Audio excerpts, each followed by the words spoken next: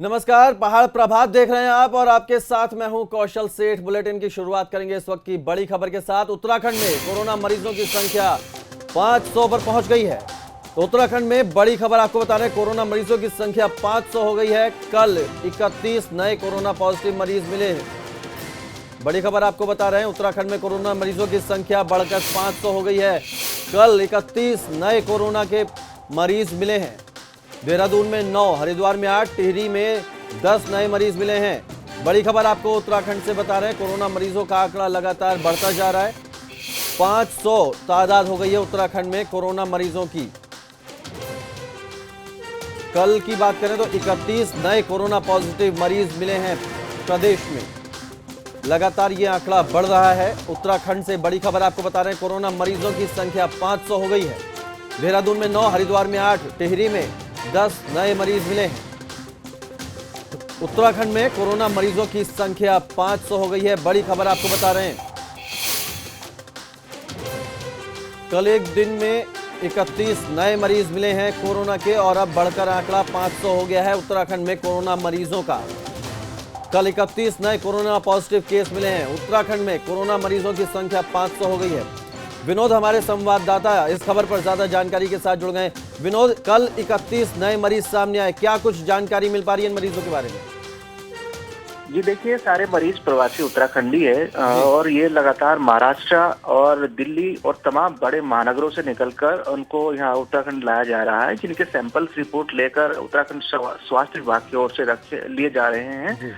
और साथ ही जैसे ही इनकी रिपोर्ट आती है तो तमाम भारी मात्रा में सैंपल्स पॉजिटिव पाए जा रहे हैं। लगातार कल 31 मामले उत्तराखंड के अलग अलग जनपदों से आए हैं, जिसमें हरिद्वार, देहरादून और उधम सिंह नगर, टिहरी गढ़वाल शामिल है। और ये तमाम उत्तराखंड में लगातार मामले बढ़ते जा रहे हैं, क्योंकि हजारों की संख्या में प्रवासी उत्तराखंडी रोजाना और सप्ताह में पहुंच रहे हैं। तो लिहाजा जिस तरह से सैंपल्स लिए जा रहे हैं, उससे और भी पॉजिटिव मामले बढ़ने की आशंका स्वास्थ्य विभाग की ओर से जारी की गई है। और करीब 15,000 सैंपल्स अभी वेटिंग में है, जिनके बाद वो सैंपल्स रिपोर्ट आएंगे और तो और संख्या में इजाफा होना लाजमी है। और अभी पूरे प्रदेश की अगर संख्या की बात करें तो कल रात का जो हेल्थ बुलेटिन स्वास्थ्य विभाग की ओर से जारी किया गया था, उसमें संख्या 500 हो गई थी। और कल 31 मामले पूरे राज्य में अलग अलग जनपदों से आए हैं। लिहाजा पूरे प्रदेश में लगातार संख्या बढ़ रही है, क्योंकि प्रवासी उत्तराखंडी लगातार उत्तराखंड में पहुंच रहे हैं, ट्रेन के माध्यम से, बसों के माध्यम से। और क्वारंटीन व्यवस्था तमाम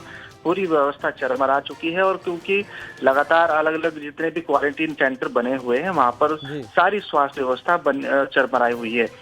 अब यही देखना होगा कि लगातार जिस तरह से संख्या में इजाफा होता जा रहा है, उस पर नियंत्रण राज्य सरकार की ओर से कैसे हो पाए, स्वास्थ्य विभाग किस तरीके से चौकन्ना रहे।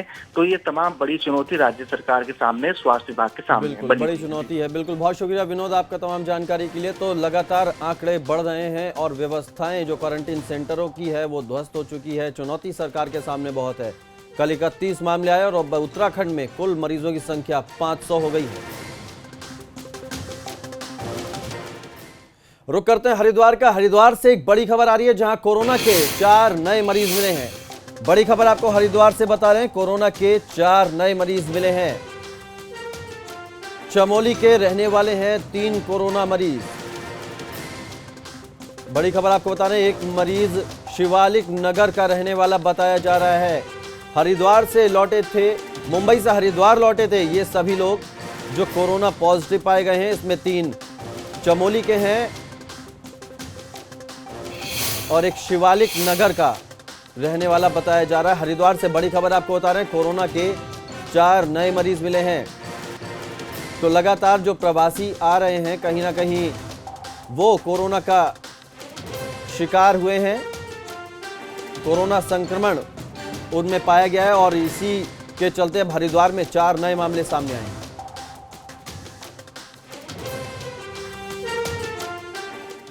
रुक करते हैं एक और बड़ी खबर का। उत्तराखंड में स्वरोजगार योजना लॉन्च हो गई है। सीएम त्रिवेंद्र रावत ने इस योजना को लॉन्च किया है। बड़ी खबर आपको बता रहे हैं, उत्तराखंड में स्वरोजगार योजना लॉन्च हो गई है। सीएम त्रिवेंद्र रावत ने इस योजना को लॉन्च किया है। तो बड़ी खबर आपको बता रहे हैं, उत्तराखंड में स्वरोजगार योजना लॉन्च हो गई है। सीएम त्रिवेंद्र रावत ने इस योजना को लॉन्च किया है। अब इस योजना के तहत लोगों को स्वरोजगार से जोड़ने की कोशिश की जाएगी। उत्तराखंड में स्वरोजगार योजना लॉन्च हो गई है। सीएम त्रिवेंद्र रावत ने इस योजना को लॉन्च किया है।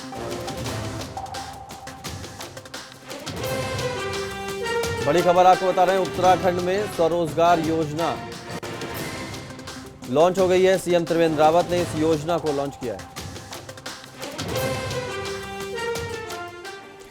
रुक करते हैं एक और बड़ी खबर का। देहरादून में आज कैबिनेट की मीटिंग होनी है। बड़ी खबर आपको बता रहे हैं, देहरादून में आज कैबिनेट की मीटिंग होगी। सुबह 11 बजे शुरू होगी कैबिनेट की बैठक और इस बैठक में कोविड-19 से जुड़े फैसले ले सकती है सरकार। बड़ी खबर आपको बता रहे हैं, सुबह 11 बजे देहरादून में कैबिनेट की बैठक होगी। इस बैठक में कोविड-19 से जुड़े फैसले ले सकती है सरकार। क्वारंटीन सेंटरों को लेकर भी फैसला लिया जा सकता है। बड़ी खबर आपको बता रहे हैं, देहरादून में आज कैबिनेट की बैठक है। सुबह 11 बजे ये बैठक होगी और इस बैठक में कोविड-19 को लेकर फैसले ले सकती है सरकार।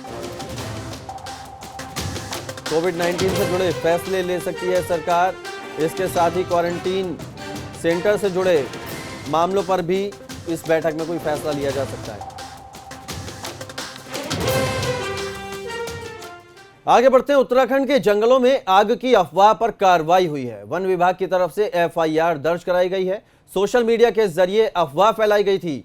एचआरडी मंत्री रमेश पोखरियाल निशंक की बेटी ने भी आग लगने की तस्वीरें शेयर की थी। आरुषि निशंक ने अपने ट्विटर अकाउंट पर यह तस्वीरें शेयर की थी।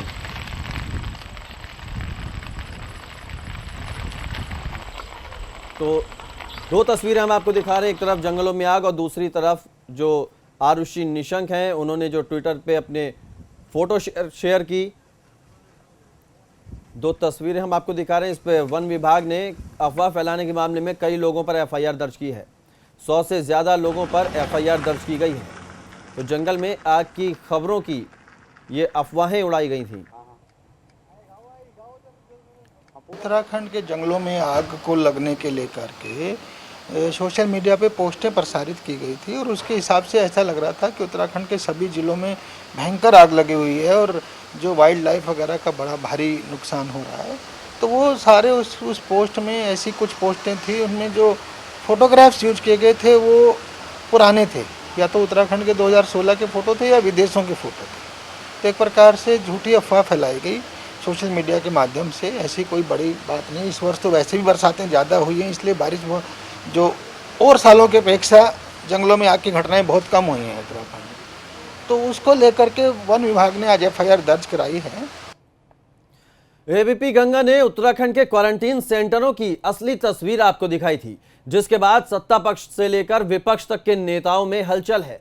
सवाल यह उठ रहा है कि जिन प्रवासियों को सरकार लेकर आई है, उनकी सुविधाओं की तरफ ध्यान कौन देगा।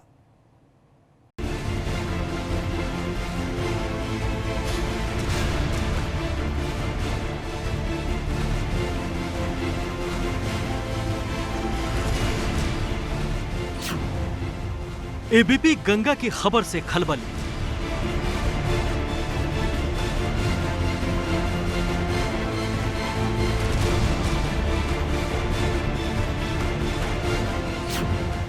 सामने आई क्वारंटीन सेंटरों की कड़वी सच्चाई।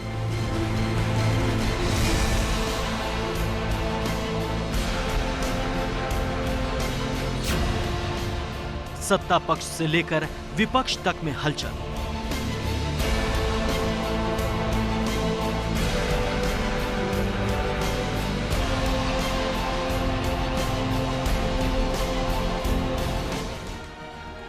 प्रवासी लोगों को उत्तराखंड लाकर वाहवाही लूट रही प्रदेश सरकार ने क्या वाकई कोई बड़ा काम किया है, या फिर हवाई दावे कर प्रवासियों का हमदर्द बनने की कोशिश की जा रही है? एबीपी गंगा ने प्रदेश सरकार के दावों की सच्चाई जानने के लिए कई क्वारंटीन सेंटरों का दौरा किया। हमें ऐसा कोई क्वारंटीन सेंटर नहीं मिला जहां पर सुविधाएं बेहतर हो। सबसे बुरा हाल नैनीताल के क्वारंटीन सेंटर का मिला, जहां पर एक बच्ची को सांप ने डस लिया था और सांप के जहर से बच्ची की जान चली गई।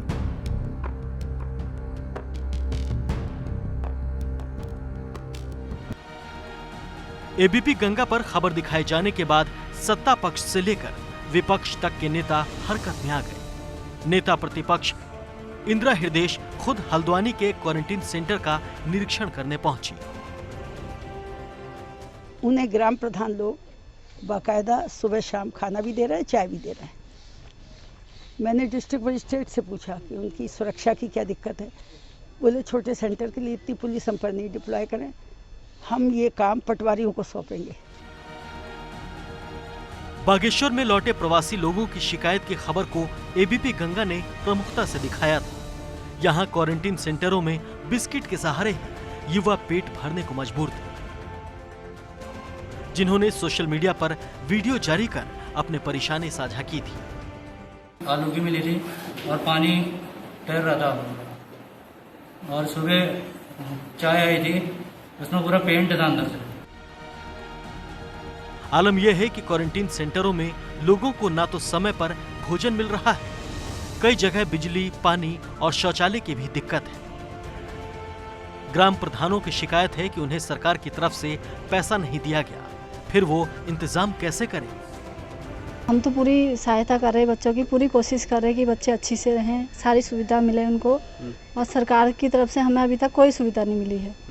और हम चाहते हैं कि सरकार भी जल्द से जल्द हमारी ध्यान दे बच्चों पर जो क्वारंटाइन कर रहे हैं। क्वारंटीन सेंटरों की असली हकीकत एबीपी गंगा ने आपके सामने रखी है, मगर सरकार को लगता है कि इसमें विपक्ष की साजिश है। प्रधान बंधु जो प्रदेश के हमारे गांव के सभापति हैं, मैं उनसे आग्रह करना चाहूँगा कि उनको आज के वक्त में किसी भी पॉलिटिक्स में ना पड़ के प्रदेश के हित में और मानव जाति के हित में उनको काम करना चाहिए। और जो आज सकारात्मक काम करेंगे उसी से उनके गांव में इमेज ये बननी है।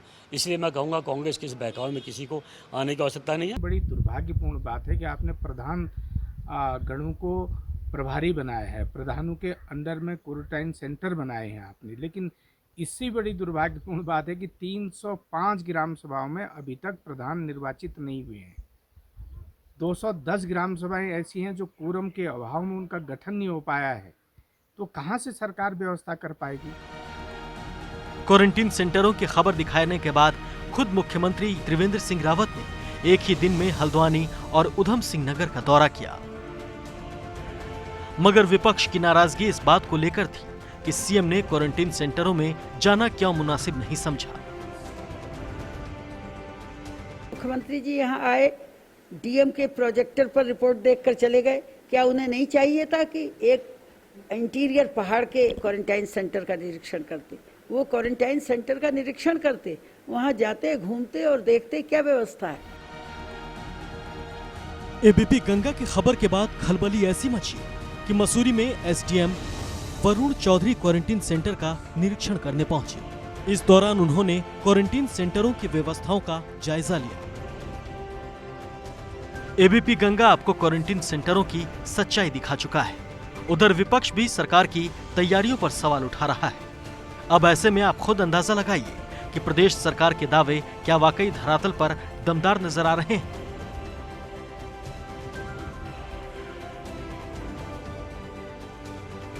एबीपी गंगा ने क्वारंटीन सेंटर्स में अव्यवस्थाओं की बदहाली को प्रमुखता से दिखाया था। यही वजह है कि विपक्ष भी लगातार सरकार पर हमलावर है और इन अव्यवस्थाओं का जवाब मांग रहा है। वहीं सरकार भी अब एक्टिव हो गई है। तमाम जिलाधिकारियों को ये निर्देशित किया गया है कि वो क्वारंटीन सेंटर्स पर खास फोकस रखें और साथ ही अव्यवस्थाओं को दुरुस्त करें। अपने सहयोगी प्रमोद वाजपेयी के साथ रवि कैंतुरा, एबीपी गंगा, देहरादून। चमोली से एक बड़ी खबर आ रही है, जहां 24 घंटे से बिजली और पानी की आपूर्ति ठप है। बड़ी खबर आपको बता रहे हैं, चमोली में 24 घंटे से बिजली और पानी की आपूर्ति ठप है। बिजली लाइन के तार टूटने से लोगों की परेशानी बढ़ गई है। हालांकि बिजली लाइन को ठीक करने का काम जारी है। 24 घंटे से चमोली में बिजली और पानी की आपूर्ति ठप हो गई है। बड़ी खबर आपको बता रहे हैं, बिजली के तार टूटने से ये परेशानी लोगों की बढ़ी है। बिजली लाइन को ठीक करने का काम जारी है।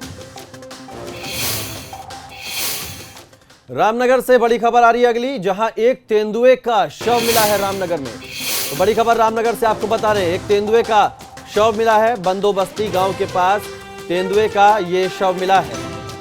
तो बड़ी खबर आपको बता रहे हैं, रामनगर में एक तेंदुए का शव मिला है।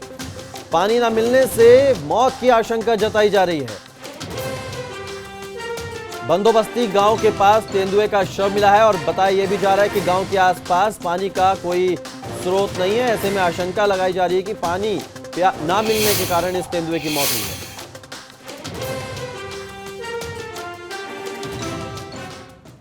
रामनगर में एक मरीज की मौत से हड़कंप मचा हुआ है। बताया जा रहा है कि मरीज कैंसर का रोगी भी था। तबीयत बिगड़ने पर एक प्राइवेट अस्पताल में उसका कोविड टेस्ट करवाया गया था, जिसमें कोरोना की पुष्टि हुई थी। हैरानी की बात है कि स्वास्थ्य विभाग को इसकी जानकारी अब लग रही है, जब युवक की मौत हो चुकी है। तो युवक की मौत से हड़कंप मच गया है रामनगर में। 27 मई को उसका सैंपल लैब भेजा था। वो यहाँ पे आए थे तो उनकी डेथ हो गई। कल उनकी रिपोर्ट गई थी तो उन्होंने बताया पैथ काइंड लैब से वो रिपोर्ट पॉजिटिव आई है। ये सूचना अभी तक हमें इतना मिली है। ये दिल्ली से उन्होंने बताया कि 25 तारीख को आए थे, 27 तारीख को इनकी रिपोर्ट हुई थी। जो डेथ होने के बाद आज उनको फ़ोन किया गया। उत्तराखंड में टिड्डियों के आतंक को लेकर अलर्ट जारी किया है। कृषि मंत्री सुबोध उनियाल ने दिशा निर्देश दिए हैं। एहतियातन अलर्ट मोड पर रहने के निर्देश दिए गए हैं। यूपी और राजस्थान में दस्तक को लेकर यह फैसला लिया गया है। पाकिस्तान से आए टिड्डी दल को लेकर यह अलर्ट जारी किया गया है। तो यूपी और राजस्थान में टिड्डी दल के दस्तक के बाद एहतियातन अलर्ट मोड पर रहने के दिशा निर्देश दिए गए हैं। कृषि मंत्री सुबोध उनियाल ने ये दिशा निर्देश जारी किए हैं। विभाग को इन टिड्डी दल से निपटने के निर्देश दिए गए हैं।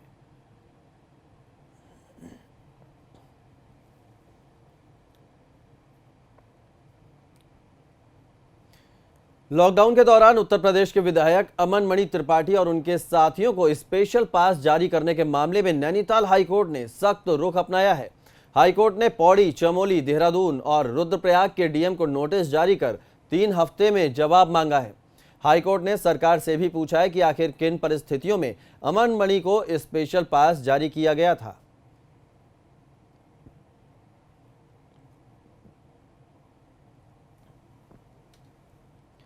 पहाड़ पर कोरोना का संक्रमण तेजी से फैल रहा है। टिहरी जिले में 2 गांव सील कर दिए गए हैं, तो वहीं रुद्रप्रयाग में भी 1 गांव सील कर दिया गया है।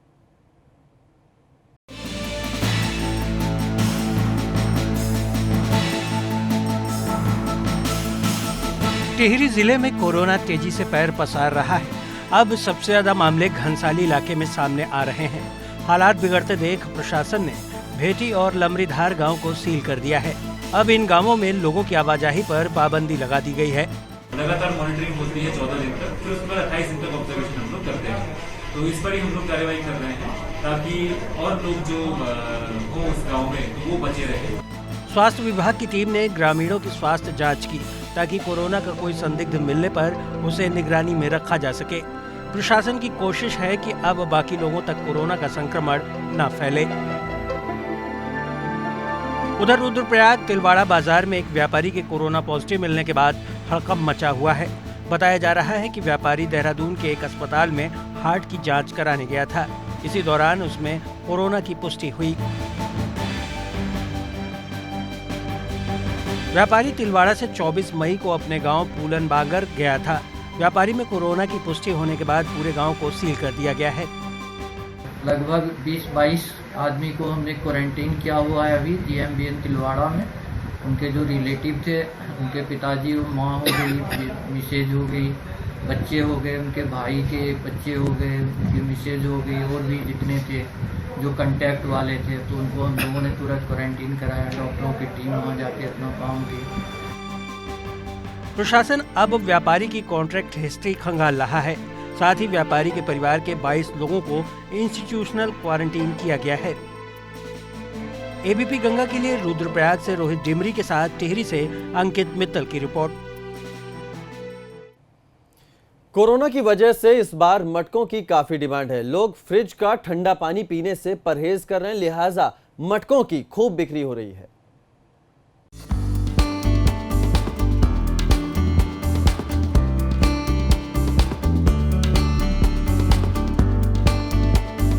कोरोना संक्रमण काल में देहरादून में मटकों की डिमांड बढ़ गई है। डॉक्टर की सलाह है कि इस समय फ्रिज का ठंडा पानी पीने से परहेज करना चाहिए, लिहाजा लोग अब मटकों और सुराही की खरीदारी कर रहे हैं।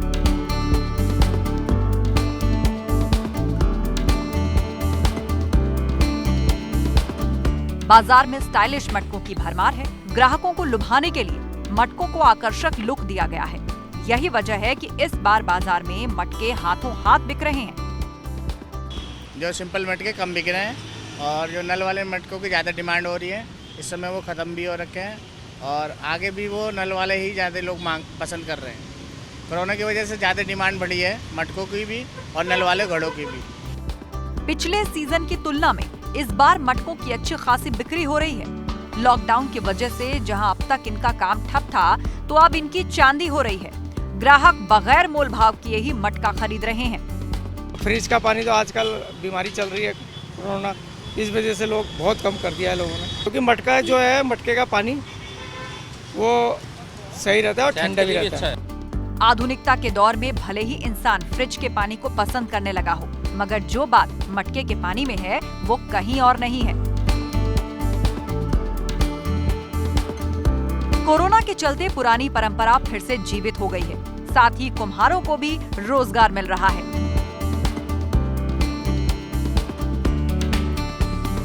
देहरादून से रवि कैंतुरा की रिपोर्ट, एबीपी गंगा। टिहरी में कोरोना के बढ़ते मामलों को देखते हुए एडवेंचर स्पोर्ट्स एकेडमी ने 220 बेड का आइसोलेशन सेंटर बनाया है। इसी को लेकर डीएम ने स्पोर्ट्स एकेडमी का निरीक्षण किया। फिलहाल एकेडमी में 29 लोगों को संस्थागत क्वारंटीन भी किया गया है। जो हमारा एडवेंचर सेंटर है वहाँ पर 150 बेड लग सकते हैं। हम इसको टोटल एसिम्प्टोमेटिक पॉजिटिव केसेस के लिए यूज़ करेंगे, तो 220 बेड का ये फैसिलिटी होगा। इसमें हम लोग ड्यूटीज असाइन कर रहे हैं। कोरोना संक्रमण के खतरे के बावजूद देहरादून में कितने ही लोग बिना मास्क के सड़कों पर घूमते नजर आ रहे हैं। ऐसे लोगों के खिलाफ सीपीयू कार्रवाई कर रही है। जो भी कोई सीपीयू की नजर में आ रहा है उसका चालान किया जा रहा है। जो भी हमारी इतनी जो मेहनत कर रहे हैं, हमारी मेहनत तभी रंग लाती है अगर लोग प्रॉपर तरीके से अगर नियम का पालन करना शुरू कर दें और मास्क प्रॉपर तरीके से पहने, अपने घर में रहें अधिकांश समय पे और विशेष काम पर ही बाहर निकलें। रामनगर में प्रशासन की नाक के नीचे कोसी नदी में अवैध खनन हो रहा है। एबीपी गंगा के कैमरे में अवैध खनन की तस्वीरें कैद हुई हैं, जिसमें साफ देखा जा सकता है कि खनन माफिया जेसीबी से अवैध खनन करने में जुटे हुए हैं। हैरानी होती है कि अधिकारी इससे अनजान बने हुए हैं। सूचना आई थी कि कोसी नदी क्षेत्र के आसपास अवैध खनन करने के प्रयास किए जा रहे हैं, तो उसके उपरांत लगातार वहां कार्रवाई की जा रही है और 3-4 दिन पहले यहां पर 24 घंटे के लिए गश्ती दल भी बना दिया गया है, जो 24 घंटे वहां पर 8-8 घंटे की शिफ्ट में वहां पर कार्य कर रहा है।